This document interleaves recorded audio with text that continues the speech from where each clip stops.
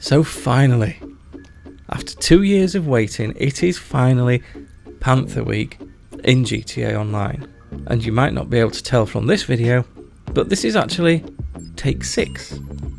Yep, I have messed this video up 5 times to this point. So it's a slightly different video to the one I intended on doing, but more about that later. So what am I doing? And what is Panther Week? Well, if you haven't been playing the game for that long, you might not be aware that the most valuable target you can steal from the Cayo Perico heist is the Panther Statue.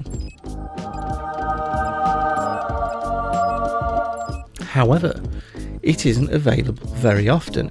In fact, the last time it was available was around 2 years ago, so if you started playing within the last year or so, you might never have had the opportunity to steal this main target.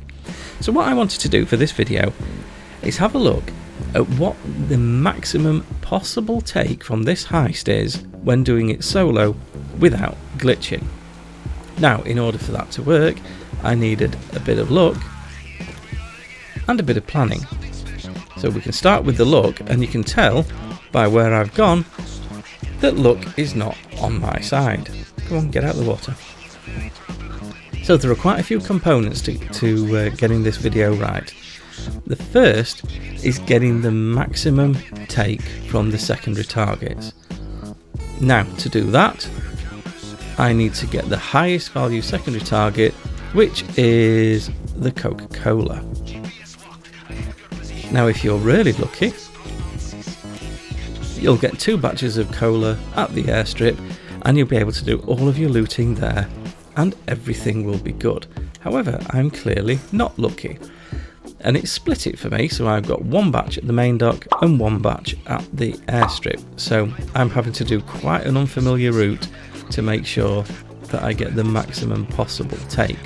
Now, I wouldn't normally put so much time into making sure I get the best secondary targets. The difference in value between the highest value secondary targets and the lowest value secondary targets really isn't worth the time or effort. You're better off if you've got a route that works for you, whether that's the long fin to the airstrip route like I do, or whether you've got something else that you do that really works. Just do that and just fill your loot bag with whatever you can get, because the difference between the most valuable and the least valuable is only a few thousand. Obviously, if you've got a choice, go for the most valuable, because if you go for the most valuable, you'll be able to say this. It's been 11 fucking years! 11 years! I finally got my boat back! My boat! So the order of those secondaries is as follows. The most valuable is the cola. Second are the paintings that you can get in the office. If you're really lucky, you'll get 2 paintings that spawn in the office. Third is the grass, and then last would be the cash. So as I say, on a normal heist, in a normal day, I wouldn't bother with the effort of working out where they all are. However, for this, I want the maximum take. And you can see here, my luck strikes again, because not only is my other batch of cola at the farthest point on the airstrip, it's also at the trickiest, which is the upper one.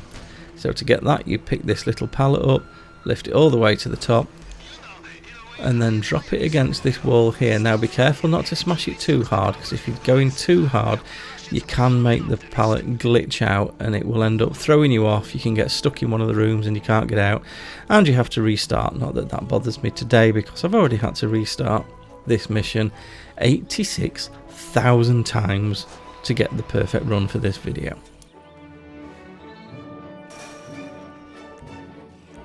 Not that I'm bitter. So let's get my second batch of cola.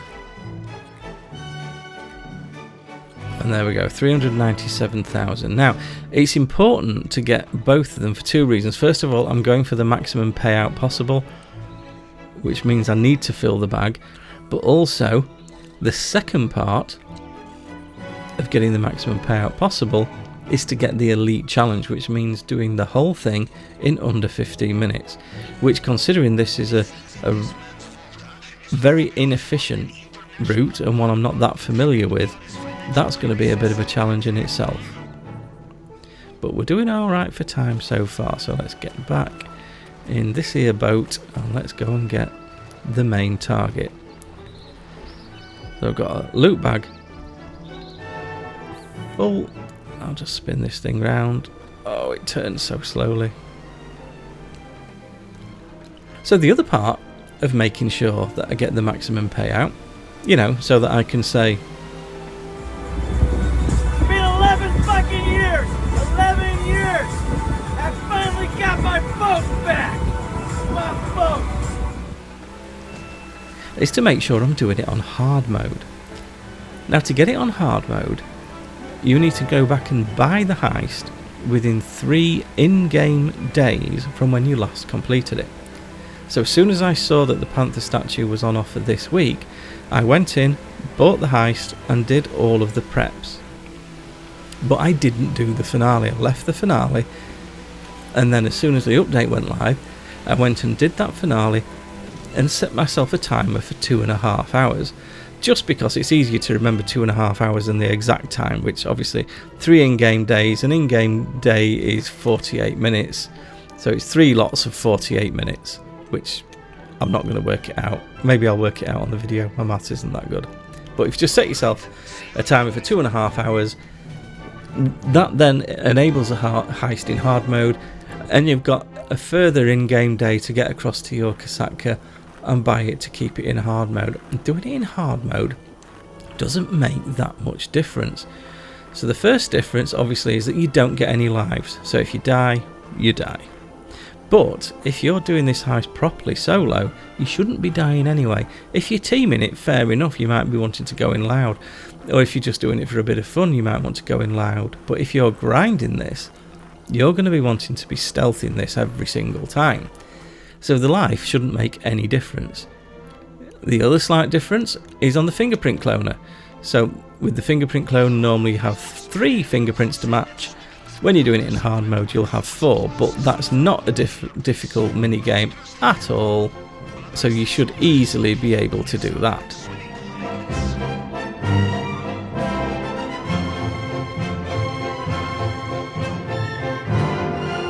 And the last difference between hard mode is the payouts, because the payouts for everything is increased on hard mode, including the elite challenge. So if you do the elite challenge in normal mode, you get an extra 50,000. But if you do the elite challenge in hard mode, you get an extra 100,000. So that's what I'm trying to stack up with this run. I want full loot bags of cola. I want the elite challenge for 100,000. I want the Panther Statue on hard mode with the bonus. And the last little bit of luck that I need, I want a good payout on the safe. So as I get up to the office here, and this is possibly the trickiest part of this whole mission, which is whacking this guard in the face with your pistol. This is the one part where it can go wrong. There you go, dead. If you're lucky, you'll drop the keys. He didn't drop them this time. So we're on 397, so let's open the safe and see what we've got in here. 397, 438, so that's 40 grand. That's not awful, but you know what, it'll do.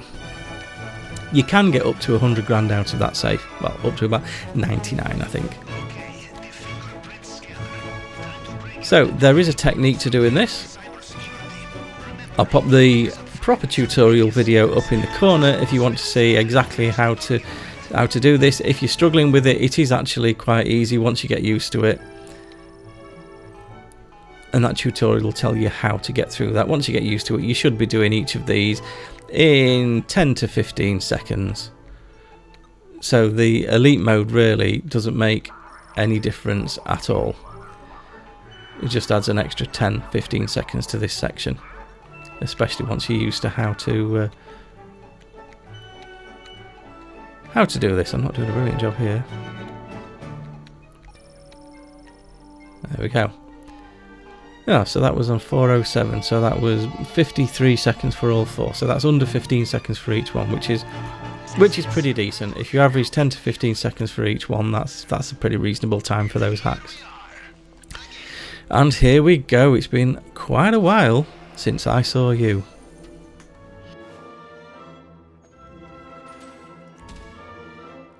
My tip for this is I tend to do it in 3 and a bit goes, so get it as close to the top as you can, let it cool most of the way down, give it another full blast, let it cool most of the way down, another full blast. You want to stop before you hit the end, otherwise it slows you down, let it cool most of the way down. The last one should go, yep. So doing it that way, it means it's just 3.5, and it's really easy to get used to it. So now, all I need to do, I've got 2 bits left where I need a bit of luck. First of all, I need someone to drop the keys. It would be great if the guard at the bottom of these stairs dropped the keys. Sometimes he does. That will make my get out a little bit easier. And he hasn't. So I'll just fly over here, around there.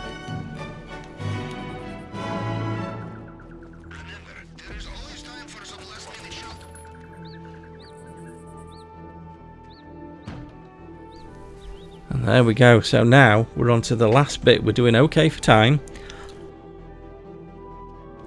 All down to the escape now. So when he finally finds his way out, I'm sure you all know this by now, but what we're going to do, we're going to run over and we are going to steal this bike over here. Now the key to getting this done quickly is jumping off the island in the right place. Because if you get this wrong, you can end up with a 4 or 5 minute swim instead of a 30-second swim. So what you want to do is head straight down the middle, between those, get through those, jump off there, and when you land, make sure you get your bearings and make sure you find the 3 mines. Remember those consequences we talked about? Well, when looting from the main dock, I messed this up and had to restart because I wanted it to be perfect. And then the same stealing the bike. Messed that up, had to restart because I wanted it to be perfect. And then the jump at the end. I messed that up a couple of times and I had to restart again. And guess what? That was because I wanted it to be perfect. But it turns out I restarted 1 time too many. So my take from this heist was a big fat 0. And obviously the next 10 minutes of my life looked a little bit like this. So in the immortal words of Jimbo in, let's have a look at what you could have won. So the take from this heist was 2.5 million. If you throw in the extra 100,000 for the elite challenge, that's 2.628. Take away Pavel's cut and the fencing fee and you've got 2.35 million up in smoke. So the moral of this story is not only don't try the replay glitch because you might lose your heist, it's also don't do anything that might look a little bit like you're trying the replay glitch because you still might lose your heist. So best of luck with your Panther shopping this week and remember what I told you. Don't be a cunt.